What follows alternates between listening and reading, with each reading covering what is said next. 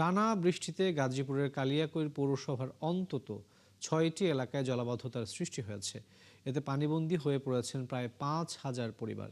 এছাড়া ঢাকা টাঙ্গাইল মহাসড়কের বেশ কিছু অংশ ডুবে যাওয়ায় ধীর গতিতে চলছে যানবাহন। জলাবদ্ধতার কারণে বেশ কয়েকটি শিল্প কারখানা ছুটিও দেওয়া হয়েছে। জাহিদুল ইসলাম অনিকের তথ্য ও ছবিতে প্রতিবেদনে বিস্তারিত। বৃষ্টিতে ১ থেকে ১.৫ ফুট পানিতে তলিয়েছে গাজীপুরের কালিয়াকৈর পৌরসভা। এই সড়ক দিয়ে প্রতিদিন কাজে যাচ্ছেন শ্রমিকরা। উপজেলার হরিণহাটি পল্লী বিদ্যুৎ, বিশ্বাসপাড়া সহ আশপাশের কয়েকটি এলাকায় জলাবদ্ধতা তৈরি হয়েছে। বাসাবাড়িতে পানি ঢুকে যাওয়ায় অনেকেই খোলা আকাশের নিচে উঁচু স্থানে আশ্রয় নিয়েছেন। সড়ক ডুবে যাওয়ায় ধীর গতিতে চলছে যানবাহন। 3 দিনে আমাদের খুবই কষ্ট। আরেক বাসায় যাচ্ছে, রেনে আসতেছি। আমি বাসায় আবার খোঁজ দেই, পানি কমছে নাকি দেখতে আসছি।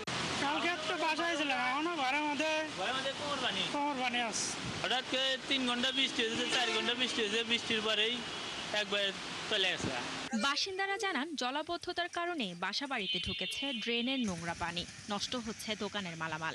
পানিবন্দি প্রায় 40 ঘন্টার মতো হয়ে গেছে অলরেডি।